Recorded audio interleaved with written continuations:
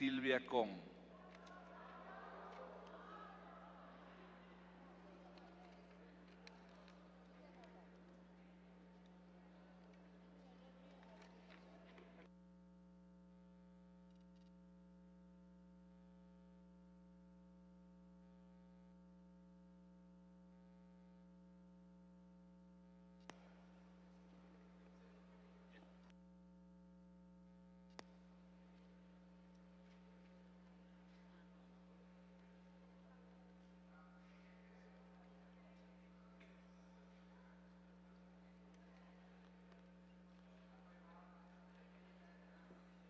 ¿Listo?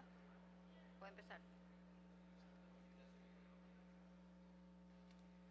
Señor presidente, compañeros asambleístas, primero quiero mencionar algo que justamente mencionó usted, señor presidente, en su discurso, en la que decía que se trata de que estas leyes vayan con total coherencia con el principio descentralizador de la Constitución Política aprobada en 2008.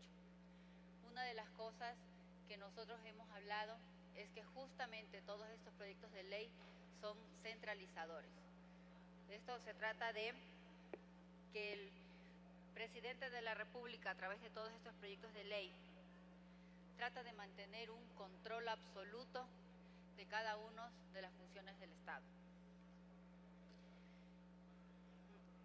El antecedente del proyecto de la Ley Orgánica del Servicio Público que estamos discutiendo el día de hoy, en el primer debate, surge de la disposición transitoria primera de la Constitución, que en su segundo inciso establece que esta Asamblea, en un plazo máximo de 360 días contados desde la entrada en vigencia de esta Constitución, aprobará, entre otras leyes, la que se menciona en el numeral 6, esto es la ley que regule el servicio público. En concordancia con este antecedente, debemos mencionar la norma establecida en el artículo 66 de la Constitución, en donde se detallan las garantías que tienen las personas de este país. En su numeral 25 se establece como la garantía el derecho a acceder a los bienes y servicios públicos y privados de calidad. Podemos analizar el proyecto de ley enviado por el Ejecutivo y procesado en la Comisión de los Derechos de los Trabajadores, cuyo informe ha sido puesto a nuestra consideración para este primer debate. Como primera conclusión a la que debemos llegar es que para la aprobación de esta ley el plazo fue hasta el 14 de octubre de este año, lo que implica que tratar en esta fecha este proyecto es violar las disposiciones constitucionales. Como segunda conclusión, el artículo 66 de la Constitución determina como los derechos de los ciudadanos el recibir servicios públicos de calidad. Reitero, si esta disposición transitoria primera, en su numeral 25, habla de la aprobación de una ley del servicio público, la obligación de nosotros como asambleístas es de aprobar esta ley que en su contenido tenga estos aspectos. Pero lo que yo no entiendo es por qué el proyecto de ley orgánica del servicio público no existe ni un capítulo, ni siquiera un artículo en el que se haga referencia al servicio público como garantía constitucional. No existen disposiciones que definan que el servicio público, ¿qué es el servicio público? ¿Qué es un servicio público de calidad? ¿Quiénes deben otorgar estos servicios públicos de calidad? ¿Cuáles son las sanciones si es que no se cumplen estos servicios públicos? ¿Qué garantías tienen los contribuyentes para reclamar servicios públicos de calidad? ¿Y a qué instancias pueden acudir para que se recojan sus reclamos? En fin, no existe ninguna disposición que garantice a la ciudadanía acceder de manera práctica al derecho contemplado en el artículo 66 de la Constitución. Para evitar lo que sucede ahora, porque estamos recibiendo servicios públicos bastante deficientes, podemos ver que el día de ayer la ciudad de Quito y todo el país sufrió apagones de luz, Y esto trajo consecuencias. Primero, caos en el tráfico, inconvenientes en el comercio, pérdidas en los negocios. Esto es un mal servicio público. Deben haber culpables. Si hay culpables, debe haber sanciones. Si hay perjuicio, debe haber indemnizaciones para los perjudicados. Este tipo de inconvenientes fue lo que debió normar esta ley, pero evidentemente no lo hace. Señor presidente, el texto enviado para el análisis del contenido no hace relación ni siquiera a su título, Ley Orgánica del Servicio Público. No es que la ley del servicio público, no es la ley orgánica del servicio público lo que dispone la Constitución de la República, sino una ley orgánica del servicio público en la que se norme de manera prioritaria estos servicios y como parte de ese derecho a los servidores públicos.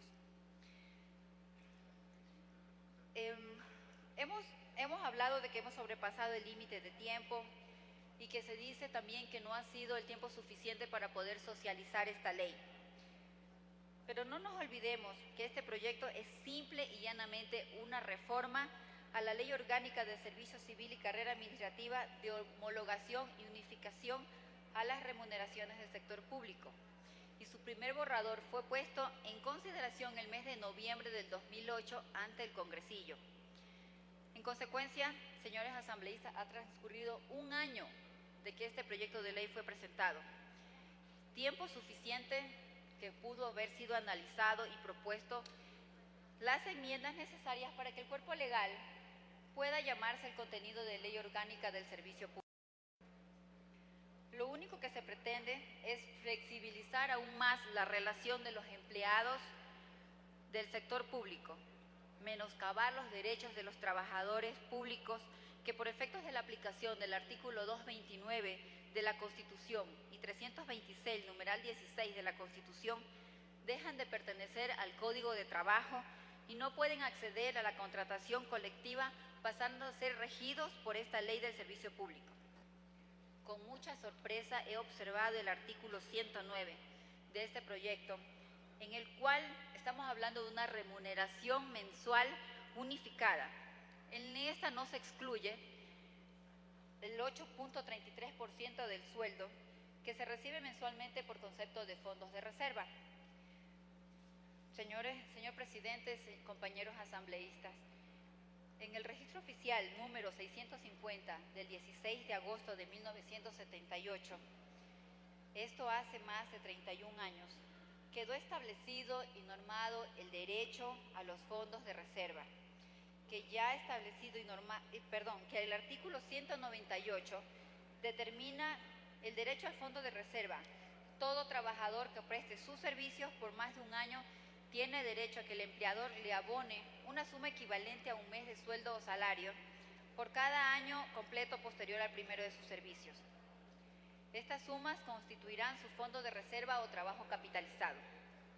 Señores asambleístas, señor presidente, queda claro que esta conquista de los trabajadores y empleados públicos tiene vigencia por más de 3 décadas, cuya aplicación siempre se la ha respetado, y que por este año, por iniciativa del presidente de la República, se la iba a pagar mensualmente en vez de que sea anual.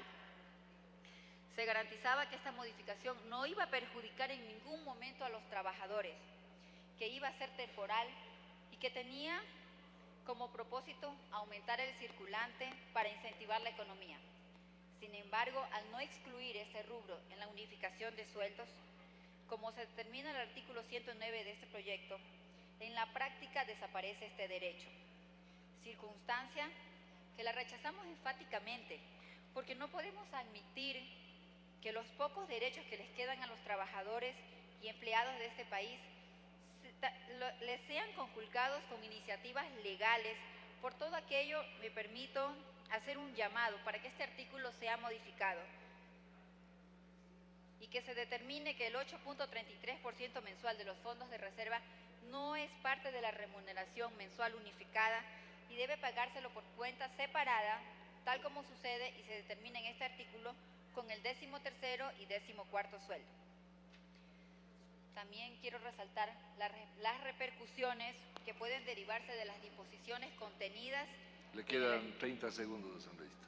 En el segundo inciso del artículo 15 del proyecto, así como el literal 15 del artículo, del artículo 92.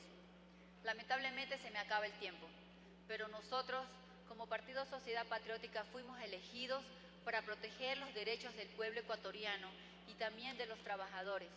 Por lo tanto, no podemos apoyar este proyecto que va en un camino equivocado a lo que es el desarrollo de los trabajadores, el apoyo a un sector que ha sido un impulso para nuestro país. Muchas gracias.